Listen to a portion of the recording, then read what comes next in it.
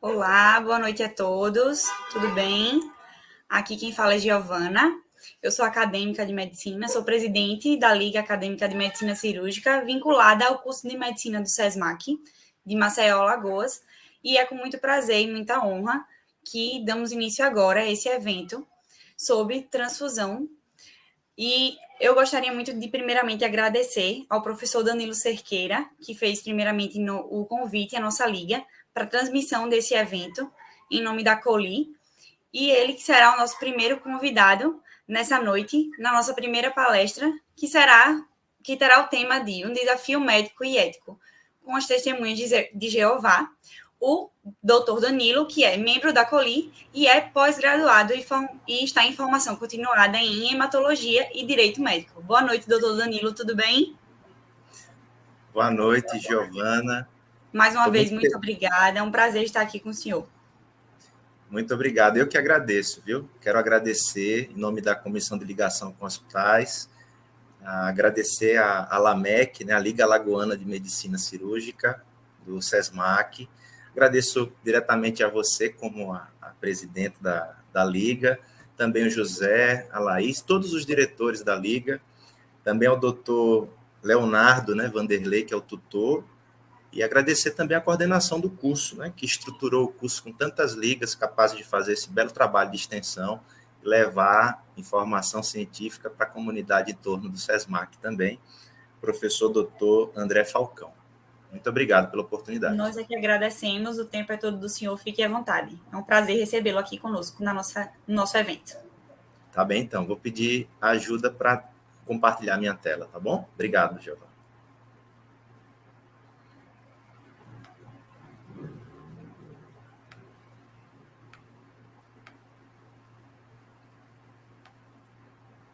Acredito que está ok, né?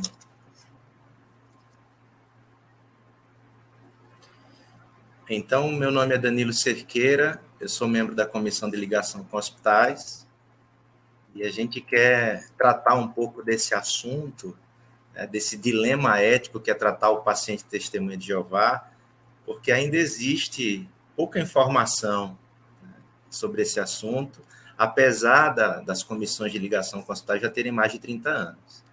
A medicina, atualmente, ela é baseada em evidências. Toda a prática médica deve ser baseada em evidência médica, né? Que traga um tratamento eficaz, seguro para o paciente. Também o profissional da saúde, ele exerce a sua profissão sempre procurando se resguardar, né, em bases legais. E algo que tem, ainda neste cenário, na relação médico-paciente, é que hoje há uma diversidade muito grande de cultura, de religião, e mesmo as pessoas sendo do mesmo lugar, esses pacientes, na verdade, podem ter valores, crenças, né? Capacidade de exercer sua autonomia no tratamento, ou menos ou mais.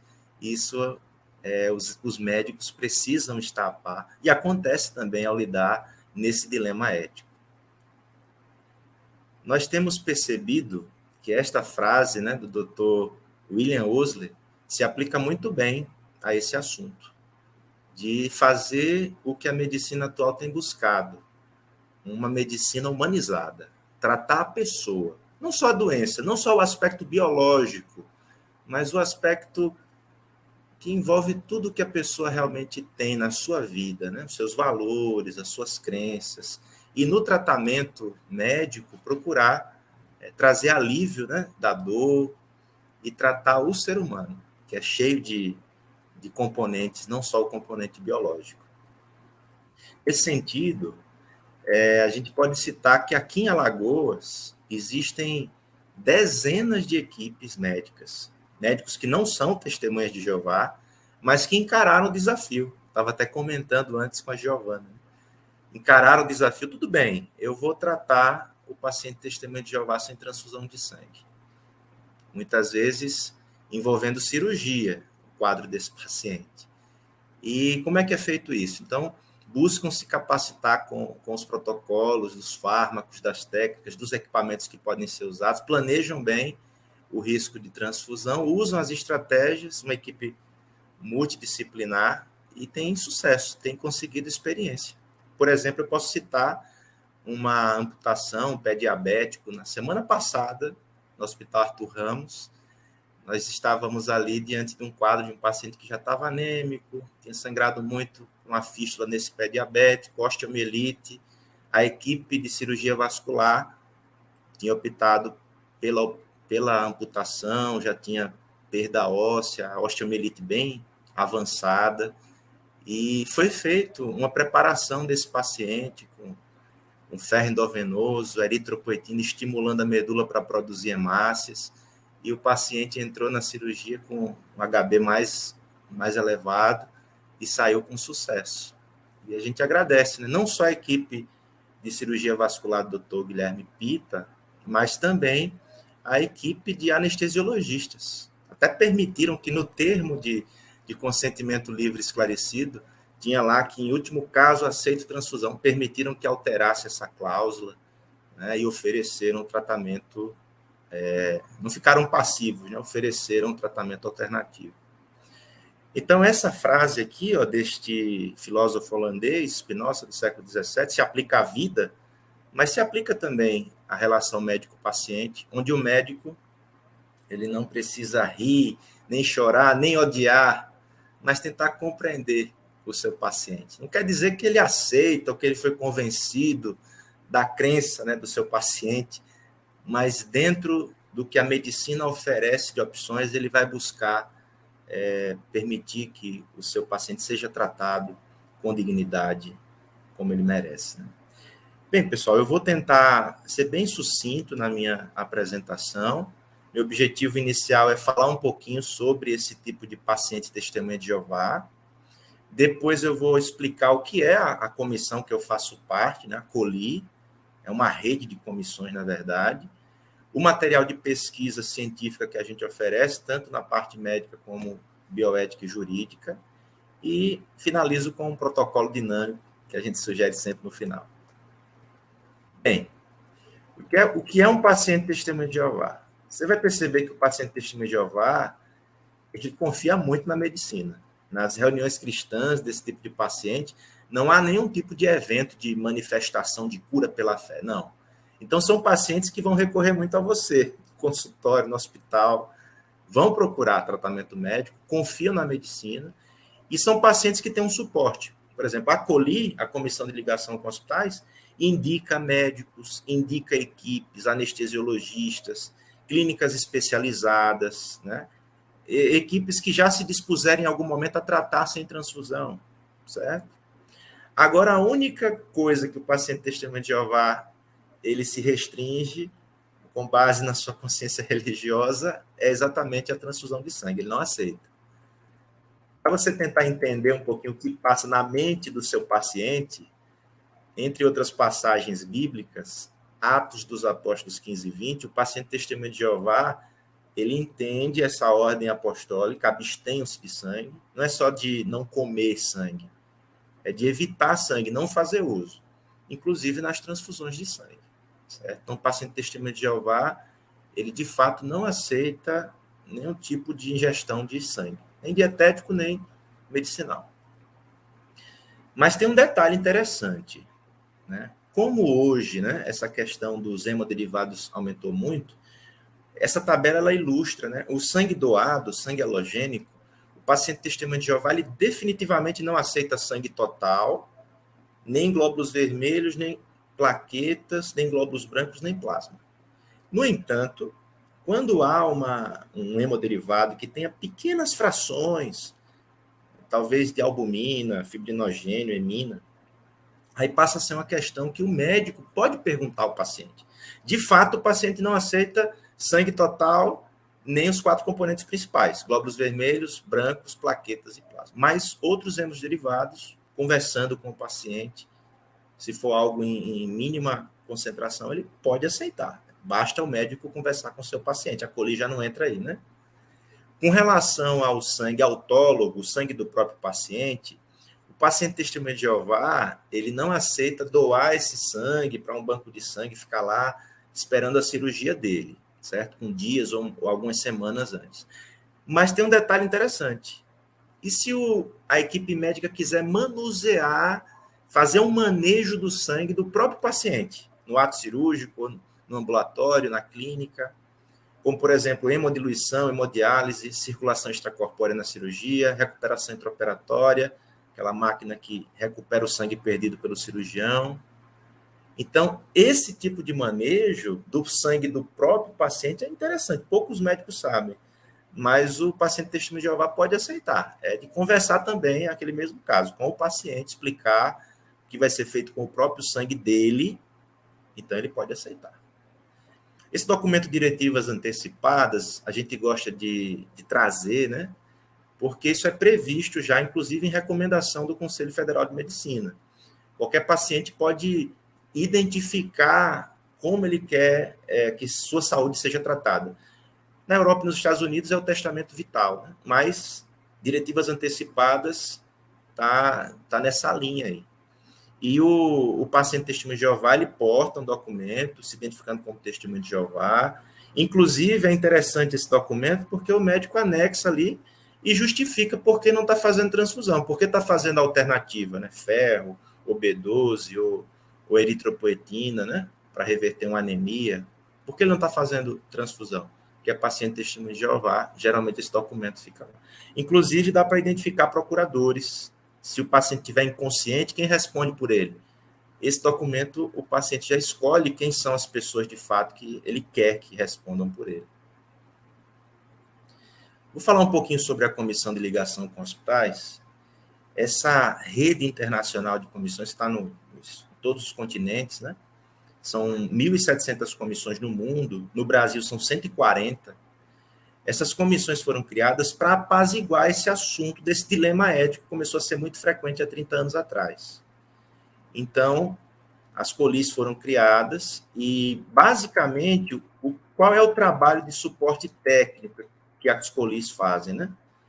As comissões de ligação com hospitais para o paciente testemunho de Jeová é um trabalho voluntário, é um trabalho que a gente sempre oferece, é como um serviço gratuito para equipes de saúde.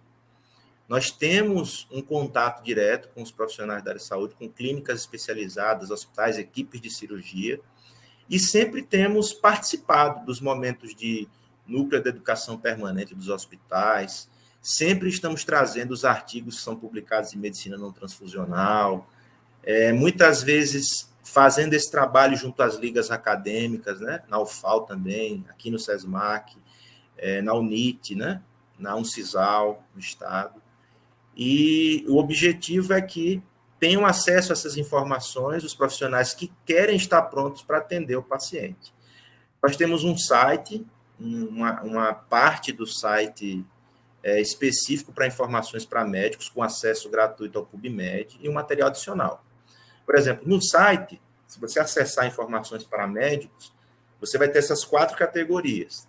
Uma delas, a primeira, tratamento médico e cirurgia. Se você acessar, você vai ter vários nichos aí, especialidades de cirurgia. Vamos dizer que você quer avaliar aqui esse 5º item, cuidado perioperatório. Aí você vai ter mais outras subentradas, né? Vamos dizer que você está pesquisando sobre antifibrinolíticos. Você quer ver como melhorar, né, a hemostasia sistêmica para que ele sangre menos. Ou se for no trauma, para melhorar essa questão de hemorragias, né? Então, você vai acessar, ele já vai direcionar você para o PubMed e dar acesso gratuito aos artigos. Essa é uma das ferramentas. Você pode acessar por esse QR Code ou pode, né, dar um print aqui na tela e usar a biblioteca médica. Ela está em mais de 1.000 idiomas, mas você pode acessar em PT, português, né? É interessante que esses artigos que estão disponíveis são selecionados só de medicina não transfusional. E não são artigos só publicados, tem artigos de destaque, de renome, de impacto, que foram estudos que foram associados a práticas e estabelecimento de protocolos em vários hospitais no mundo. Basicamente, eles vão trazer os medicamentos, equipamentos e as técnicas que podem ser usadas. O material adicional que nós temos são esses 4 protocolos. Protocolo para cirurgia, UTI, obstetrícia e ginecologia e hemorragia gastrointestinal. Por exemplo, nesse protocolo de cirurgia, é uma revisão bibliográfica com 500 artigos de base. Então, é uma revisão ampla, trazendo ali, por exemplo, o uso da eritropoetina e do ferro endovenoso em preparar o paciente. Também várias práticas anestésicas que podem ser usadas, né, para que o paciente tenha menor risco de sangramento. E o material adicional está disponível também para download, inclusive, além desses folders explicando o papel da coli, nós temos um documentário premiado, né, que traz 3 vídeos, tanto da parte bioética, jurídica e relatos de casos, né, médicos de cirurgia sem transfusão, que podem ser acessados gratuitamente no site que eu acabei de mostrar. Por último, o que a gente sugere é que analise. Se você encontrar um paciente nessa condição, nesse dilema, ainda há preconceito, talvez alguém da equipe está precipitadamente achando que o paciente é suicida, que ele quer morrer, não quer aceitar a transfusão. Mas será que ele quer morrer? Ele não foi buscar tratamento de saúde, né? Ele só tem essa questão, essa objeção de consciência. Mas não existem opções terapêuticas? Se outras equipes tratam, será que eu também não posso conhecê-las e usar? É tão prático na medicina, né? Não existe uma única solução. São estratégias clínicas. Então, será que não tem? Às vezes, na própria farmácia do hospital vai ter. A opção está lá já. E converse. O próprio Código Ética de Medicina, ele sugere, né, teleconferências com equipes mais experientes nesse caso. A comissão de ligação com hospitais está disponível para um contato, um serviço gratuito, né, que todo profissional ou residente, ou estagiário que queira se informar sobre isso, a gente está muito à disposição. Agora, se o paciente está sendo negligenciado, é melhor transferir antes que o quadro piore, né? Então, analise, converse, contate. Não é o que queremos, mas se for necessário, transfira e a gente vai ajudar.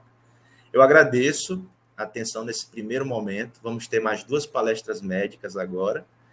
E aqui está o meu contato pessoal, como professor, e a gente tem acompanhado pesquisas, né, e trabalhos de conclusão, artigos publicados em eventos. Fico à disposição para auxiliar em publicações nesta área da pesquisa, né, medicina não transfusional, e estou à disposição para as perguntas na última sessão, na parte de perguntas e respostas. Muito obrigado.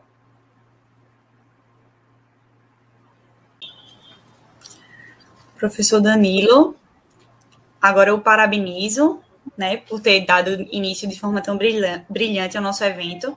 Como eu já tinha dito anteriormente e vou repetir, é um tema que, infelizmente, a gente vê muito por cima dentro da nossa faculdade, se nós vermos durante a graduação, um tema que não é discutido, e em especial no tema da nossa liga, que é voltado para a área da cirurgia, então nós realmente não discutimos. Então, para dar início a essa noite, que vai ser voltada a essa associação da hemotransfusão com a cirurgia, o senhor foi brilhante. Muito obrigada mais uma vez.